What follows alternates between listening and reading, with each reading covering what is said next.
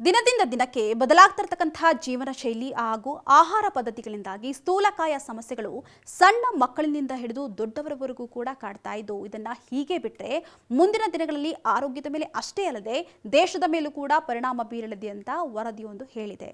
ಹೌದು, ಸದ್ಯ ಭಾರತದಲ್ಲಿ 18 ಕೋಟಿ ಭಾರತೀಯರು ಬೊಜ್ಜಿನ ಸಮಸ್ಯೆಯಿಂದ ಬಳಲ್ತಾ ಇದ್ದಾರಂತೆ. ಇನ್ನು 2050ರ ವೇಳೆಗೆ ಭಾರತದಲ್ಲಿ ಬೊಜ್ಜಿನ ಸಮಸ್ಯೆಯಿಂದ ಬಳಲುವವರ ಸಂಖ್ಯೆ 44 ಕೋಟಿ ತಲುಪಲಿದೆ ಅಂತ ಅಧ್ಯಯನದ ವರದಿಯೊಂದು ತಿಳಿಸಿದೆ.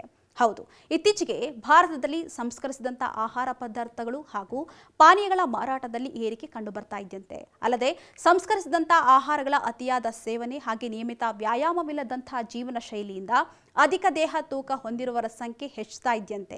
ಈ ಪರಿಸ್ಥಿತಿ ಹೀಗೆ ಮುಂದುವರೆದಲ್ಲಿ ಬೊಜ್ಜಿನ ಸಮಸ್ಯೆ ಇರುವವರ ಸಂಖ್ಯೆ ಏರಿಕೆಯಾಗಲಿದ್ದು 2050ರ ಹೊತ್ತಿಗೆ ಭಾರತದಲ್ಲಿ ಬೊಜ್ಜಿನ ಸಮಸ್ಯೆಯಿಂದ ಬಳಲುವವರ ಪುರುಷರ ಸಂಖ್ಯೆ 21.8 ಕೋಟಿ ಹಾಗೂ ಮಹಿಳೆಯರ ಸಂಖ್ಯೆ 23.1 ಕೋಟಿಯಷ್ಟಾಗುವಂಥ ಸಾಧ್ಯತೆ ಇದ್ದು, ಆ ವೇಳೆಗೆ ವಿಶ್ವದಲ್ಲಿಯೇ ಅತಿ ಹೆಚ್ಚು ಬೊಜ್ಜಿನ ವ್ಯಕ್ತಿಗಳನ್ನು ಹೊಂದಿದಂತಹ ಎರಡನೆಯ ರಾಷ್ಟ್ರ ಭಾರತವಾಗಲಿದೆಯಂತೆ.